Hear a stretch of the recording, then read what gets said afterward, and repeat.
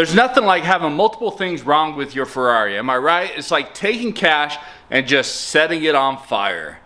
Except it's not. You see, owning a Ferrari is just different, and you have to think about it differently. Trust me, I'm an experienced Ferrari owner. I've owned one for 1.5 years, so I know.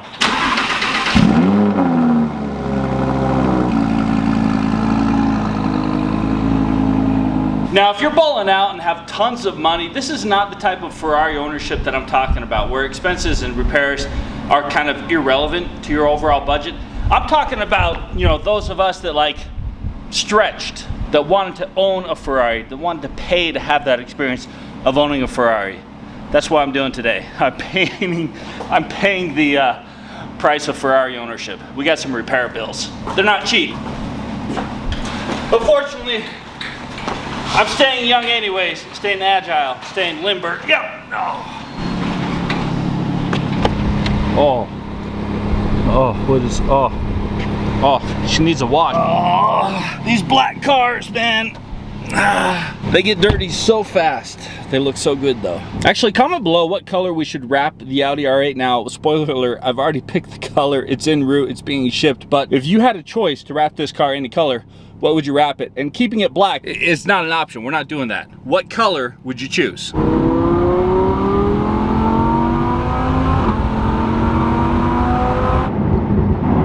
I gotta call him out, folks. I gotta call him out, right? I gotta call that guy out. You guys know who he is. I don't know what he's doing here. He's shipping something, acting cool, acting tough. What are you doing here? What are you doing here? Look, the guy's in black. That's the duo right there. There's this Ferrari F430 in there. Yeah. And I was putting like peanuts in the exhaust and stuff and popcorn.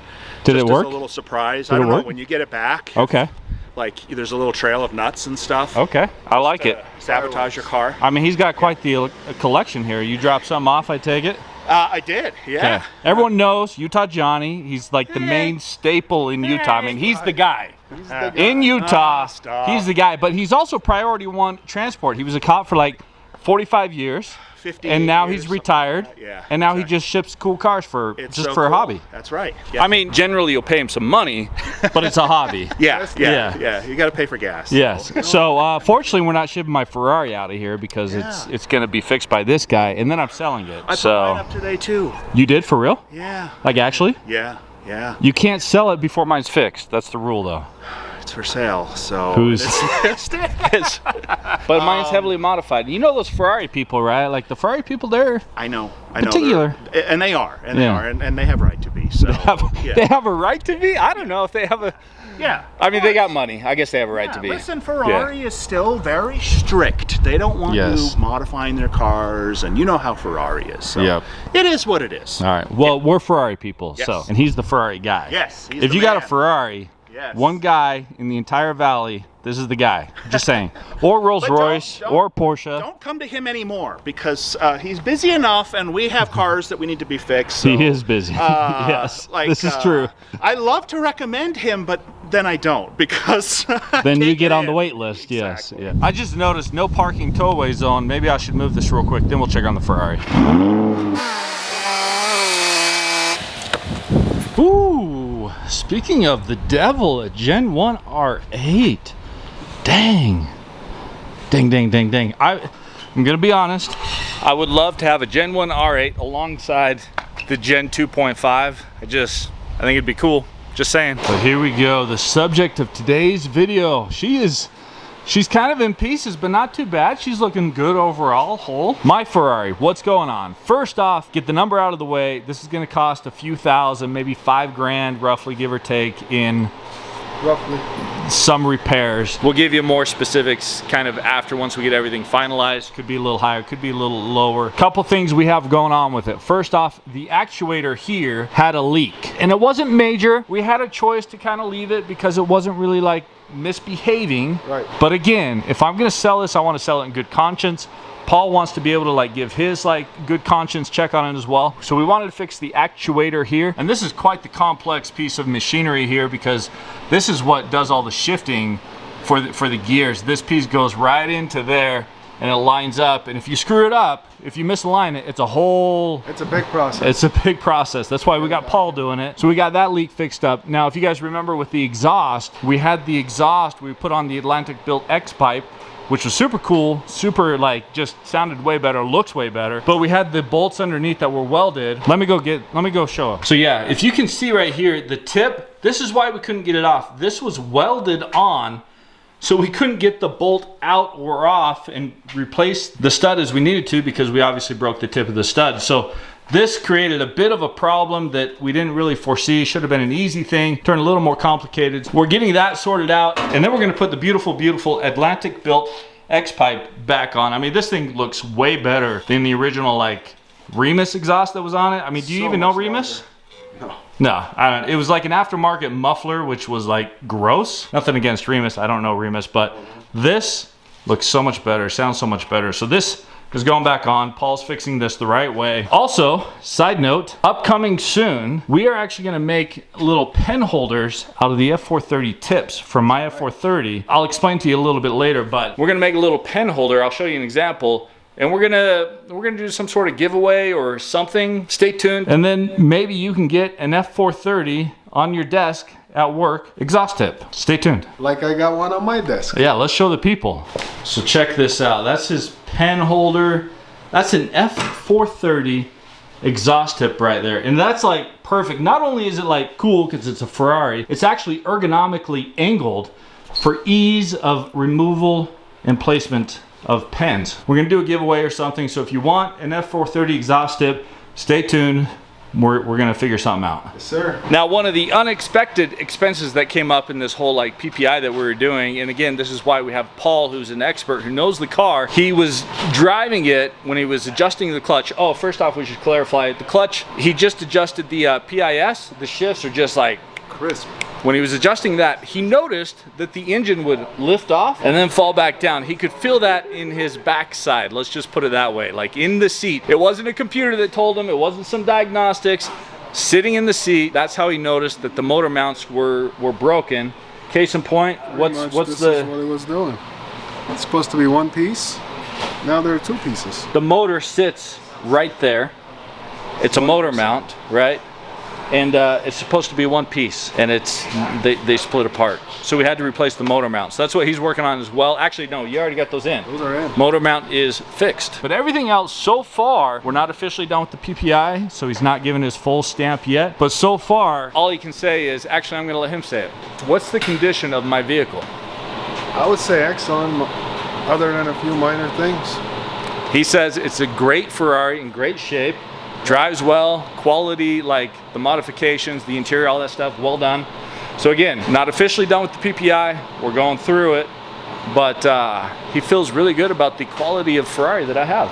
It's not junker, which makes me feel good. I've only owned one Ferrari, so it's not like I have a lot to base this off of, you know. When you got the Pro that says, hey, you bought a good one, you feel really good about your life. And I'm okay spending a few $1,000s to just get it like even better for one of you. Now Zach here is getting the actuator all bolted up, bolted on, and getting it sorted out. We're gonna clean up the leak here. So we've got Manny and Mooning over here. They're working on this very special Porsche, old school Porsche Classic. Now I've owned a couple cars so far that have been, we'll say, very expensive to repair. The Bentley Continental GT, that was not a cheap vehicle to own in the sense of the control arms and a few things. I spent $7 grand off the bat when I bought that vehicle. But the F430, even though yes, that's also a very expensive car to own and to get repaired, we found the right guy. We found the guy to fix it. And he knows how to fix things the right way and at the right price. So yes, even though this is gonna cost me thousands of dollars to fix, maybe 3, maybe 6, kind of somewhere in there as we're getting through this, I actually feel good about it in a weird way. And that's something about Ferrari ownership that's just a little bit different. You see, I have owned this Ferrari for just over 1.5 years, and I believe the value of the Ferrari is still the same as what I paid for 1.5 years ago. Potentially, in theory, it could even be worth a little bit more. It just depends on the buyer, the market, and a few things like that. But effectively, I've driven a cool, exotic Ferrari for 1.5 years, and I didn't take a huge hit on depreciation. So to be able to drive a Ferrari for 1.5 years and have it cost you effectively very, very little, you know, $5 grand in repairs and maintenance, but then because you're selling it for roughly the same price as you bought it for, if not more, what did it really cost you to own a Ferrari. So even though this cost $120,000, it was not some crazy risk. It was not some just insane purchase. And even though repairs on these things cost a little bit more and you want to get them like done the right way, it was not as crazy of a purchase as most people would think it would be. Now, yes, I'm not downplaying the fact that 5 grand, 10 grand is a lot of money. $120,000 to be able to buy a vehicle is a lot of money, but when you can come out of it the other side with very little cost, that's the experience you get. That's what the joy, that's worth it. Buy one that's in good shape, good condition, that will cost you very little in maintenance and repairs, and you'll be able to own a Ferrari for very little cost effectively. Now we got the tips installed, and next thing we gotta get is the Xpipe. We gotta put that baby back in, and Zach, guess what? I've done that before. Really? So I have full confidence that you could do it because I did it. So I'm sure you can do it. Not that I questioned you in any way whatsoever, but it's actually one of the easiest things ever. It should take you literally 37 seconds flat. We set it on. We're still going with the timer. 37 seconds. That looks so much better than that Remus box exhaust that we had on before. Even the Ferrari exhaust is so boxy and so squared. That is pure. Now the nice thing is when I put it on, I only got like 3 bolts on. You're going to be able to get like all of them on, which is a massive upgrade. Just getting these exhaust tips lined up perfectly. Zach has some precision, he has care. This one needs to go up. So fun fact, these are the valves in the F430, and when they're open, that's when it bypasses the Xpipe and just screams straight out from the cast to the tips here.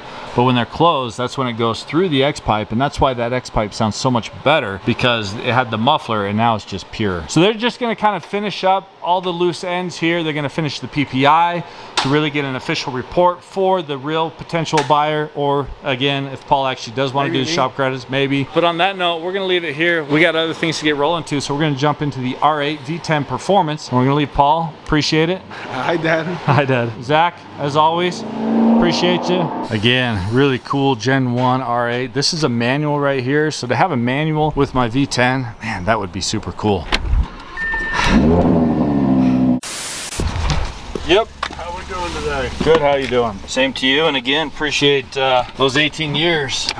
Friday. Taking vacation or you're working? All right, we're back here with Paul, the Europlanet, credit card in hand, paying the bill. And you know what, again, like you would think like paying a Ferrari bill would be super stressful, but I got no issue giving my money to Paul. For some reason, he just makes the process so easy. Big thanks to Paul. We also have a PPI that's done, that's complete. So anyone that's interested in buying the Ferrari, or if I end up trading it in because I might work a deal with some other stuff, we have this information. We know the condition of the Ferrari. Paul, again, knows Ferrari F430 so well. He's got everything kind of written out. But overall, Paul says the Ferrari's in great shape. Again, you got a Ferrari, you got a BMW, you got a Rolls Royce, you got a Porsche, you got anything Volkswagen, European, really. anything European. We work on stuff that nobody else wants to work on. If you want an F430 exhaust tip pen holder, look at that. That's like perfect, ergonomically perfect. We're gonna give one of these away soon from my F430, so stay tuned. Pretty excited about that. All right, now one of the main things he did was adjust the clutch. Now the clutch is what we thought it was. It was just a PIS adjustment. So he adjusted that, and I can tell you already first to second gear, just pulling out of the shop, the shifts are, yeah, we're back, baby, we're back. Smooth, yes, yeah. This car, I shouldn't sell it, but I'm gonna. Atlantic built Xpipe right there, baby. Nice and easy, under 3,000 RPM, still sounds good. Oh, we roll it. It's 100 degrees out, but it doesn't matter. We're fine. We're fine. We're not sweating. We're sweating a lot. It's hot. The Ferrari repair bill was about $4 grand. And we'll again go over everything, but it was motor head mounts, it was clutch adjustments, it was the exhaust repair, like buttoning it up and replacing. Yeah, there were quite a few things to get done, but all in all, I know doing it with Paul was a lot cheaper than had I gone to, you know, some other branded repair shop, that's for sure. This really is such a special car though. It's so cool to own it, it's so cool to drive it, even when it is 100 degrees out and I'm sweating quite a bit. It's still worth it. The experience of a Ferrari Spider, well worth the repair costs, the maintenance, all that stuff, it's just different. And it's a known thing too, right? Like I bought a nearly 20-year-old Ferrari. You know there's going to be a few things, and that's what you get when you buy a car that's mostly depreciated. You're going to have some maintenance and repairs, right? But at least the car is still not dropping 40K in depreciation. So I'll pay a little bit in repairs and maintenance if the value is still holding. It's worth it.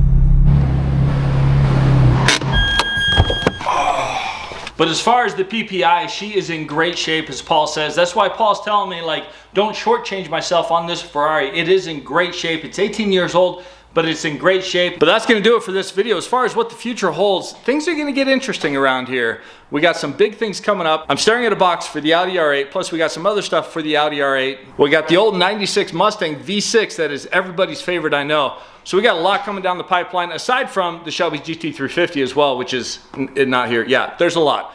I appreciate y'all. I wish you nothing but the best of luck. Make sure you go crush it. Peace.